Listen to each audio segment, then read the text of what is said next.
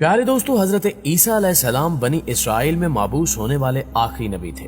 آپ علیہ السلام نے اپنی قوم کو خاتم الانبیاء حضرت محمد مصطفیٰ صلی اللہ علیہ وآلہ وسلم کی آمد کی خوشخبری دی۔ قرآن کریم میں ارشاد ہے کہ اور جب عیسیٰ ابن مریم علیہ السلام نے کہا کہ اے بنی اسرائیل، میں تمہارے پاس اللہ کا بھیجا ہوا آیا ہوں اور ایک پیغمبر کی جو میرے بعد آئیں گے جن کا نام احمد ہوگا بشارت سناتا ہوں۔ سورہ صف آیت 6۔ حضرت عیسیٰ علیہ السلام کے بعد تقریباً 600 سال تک کوئی نبی نہیں آیا۔ پھر اللہ تعالیٰ نے ہمارے آقا سرکار دو عالم محمد مصطفیٰ صلی اللہ علیہ وآلہ وسلم کو سارے جہانوں کے لیے رحمت بنا کر مبعوث فرمایا اور ان پر آخری آسمانی کتاب قرآن مجید نازل فرمائی۔ حضرت عیسیٰ علیہ السلام پر انجیل نازل فرمائی گئی تھی۔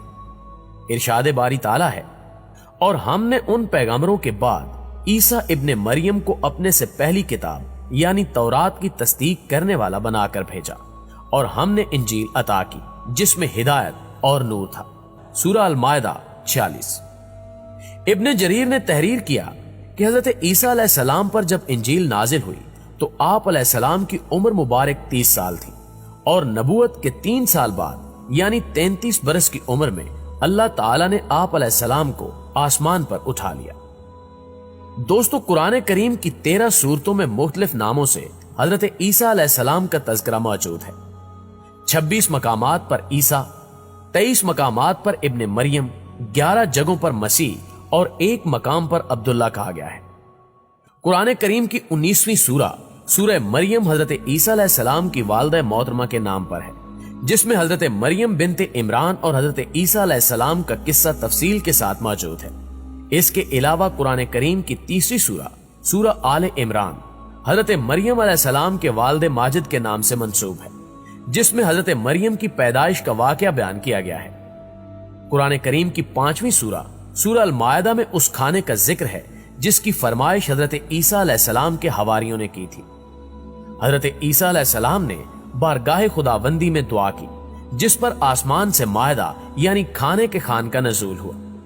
سورہ مریم کی آیات 16 سے 35 کے درمیان حضرت عیسیٰ علیہ السلام کی پیدائش کا ذکر فرمایا گیا ہے۔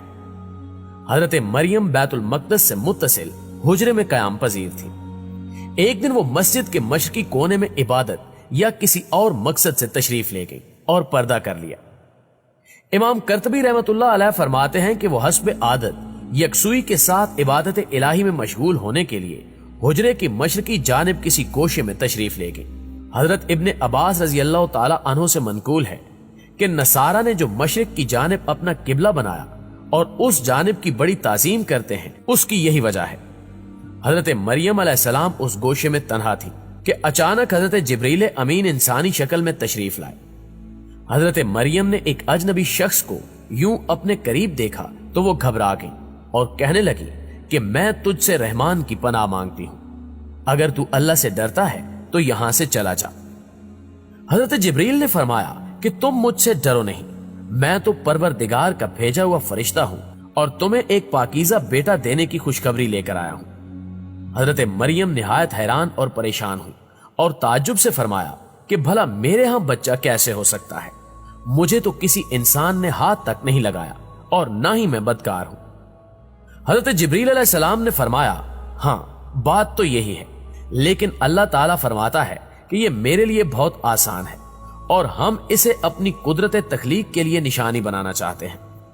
اس سے قبل ہم نے تمہارے باپ آدم کو مرد اور عورت کے بغیر اور تمہاری ماں حوا کو صرف مرد سے پیدا کیا، اور اب عیسیٰ علیہ السلام کو پیدا کر کے چوتھی شکل میں بھی پیدا کرنے پر اپنی قدرت کا اظہار کرنا چاہتے ہیں، اور وہ ہے صرف بغیر مرد کے پیدا کرنا۔ دراصل اللہ تعالیٰ تو قادر مطلق ہے، وہ جب جہاں اور جس طرح چاہے پیدا کر سکتا ہے۔ وہ بے جان چیز سے جاندار کو پیدا کر سکتا ہے اور جاندار سے بے جان۔ ناظرین گرامی، بیٹے کی بشارت کے بعد حضرت جبریل علیہ السلام نے آپ پر پھونک ماری اور وہاں سے چلے گئے۔ کچھ دنوں کے بعد حضرت مریم علیہ السلام کو بچے کی پیدائش کے آثار محسوس ہونے لگے۔ جیسے جیسے پیدائش کے دن قریب آتے جا رہے تھے، آپ علیہ السلام کی پریشانی میں بھی اضافہ ہوتا چلا جا رہا تھا۔ جب پیدائش کا وقت قریب آیا تو آپ لوگوں کے خوف سے بیت المقدس سے تقریباً 9 मील दूर जंगल की जानिब एक पहाड़ी कोहे सिरात की जानिब चली गई। यही वो जगह है जो बाद में बैतुल लहम कहलाई। जब दर्द ज़ै शुरू हुआ तो आप एक खजूर के दरख्त से टेक लगाकर बैठ गई। जचकी की तकलीफ की शिद्दत और दुनिया वालों के खौफ ने आपको आबदीदा कर दिया। कहने लगी कि काश मैं इससे पहले ही मर गई होती और लोगों की याद से भूली बिसरी हो जाती। उलमा फरमाते हैं कि उन्होंने मौत की आरजू इसलिए की कि वो अजीजो अकारब, खानदान, बिरादरी और लोगों को किस तरह मुतमईन कर सकेंगी, जबकि कोई उनकी सदाकत की तस्दीक करने वाला भी नहीं है। उनकी शोहरत एक नेक, पारसा और जाहिदा के तौर पर थी, लिहाजा उनके लिए यह तसव्वुर ही बड़ा रूह फरसा और तकलीफ दे था कि लोग उन्हें बदकार समझें।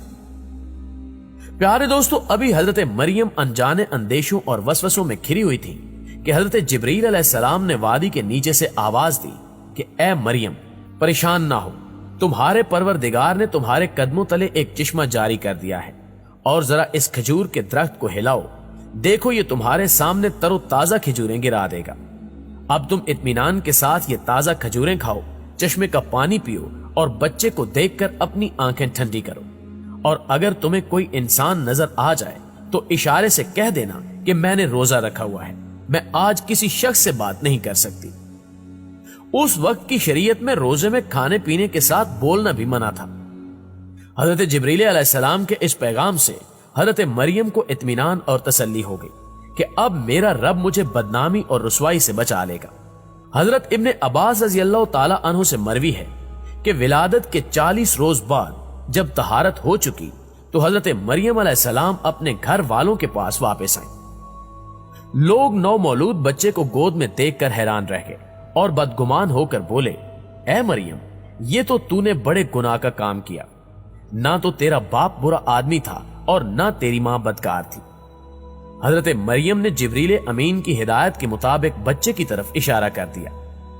रिवायत में है कि जब खानदान ने हजरत मरियम अलैहिस्सलाम को मलामत करना शुरू किया तो उस वक्त हजरत ईसा अलैहिस्सलाम दूध पी रहे थे। जब उन्होंने लोगों की मलामत भरी बातें सुनी तो दूध पीना छोड़ दिया और अपनी बाईं करवट पर सहारा लेकर उनकी जानिब मुतवज्जे हुए और अंगुश्ते शहादत से इशारा करते हुए फरमाया, अनी अब्दुल्ला, यानी मैं अल्लाह का बंदा हूं। और फिर अल्लाह की तरफ से नबूवत और किताब मिलने की खबर दी। इसके बाद फरमाया कि अल्लाह ने मुझे नमाज और ज़कात का पाबंद बनाया और मैं जब तक जिंदा हूं मुझे अपनी वालदा का हक अदा करने वाला बनाया और मुझको सरकश और बदबख्त नहीं बनाया। और अल्लाह की सलामती है मुझ पर, जब मैं पैदा हुआ, जब मैं मरूंगा और जब दोबारा जिंदा करके उठाया जाऊंगा। सूरह मरियम। लोगों ने जब नवमौलूद बच्चे के मुंह से ये अल्फाज सुने तो हैरत ज़दा हो गए और उन्हें यकीन हो गया कि बीबी मरियम अलैहिस्सलाम पाक दामन है और ये बच्चा अल्लाह का बरगजीदा बंदा है। इस वाक़े के बाद खानदान और बनी इसराइल के समझदार लोग दोनों की बड़ी इज्जत करने लगे और इन्हें खैर और बरकत का बायस समझने लगे।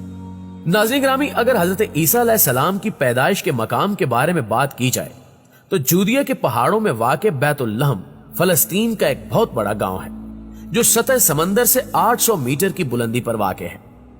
बैतुल लहम के जनूब में चंद मील की मुसाफत पर कोहे सिरात यानी कोहे साइर के दामन में वो तारीखी मकाम है जहां हजरत ईसा अलैहिस्सलाम पैदा हुए। इस गार से मुत्तसिल कोने में एक पत्थर नस्ब है जिसमें एक गोल सुराख है। बताया जाता है कि इस जगह खजूर का वो दरख्त था जिसके मुतल्लिक कुरान मजीद में जिक्र है कि ए मरियम, इसे हिलाओ तो खजूरें गिरेंगी।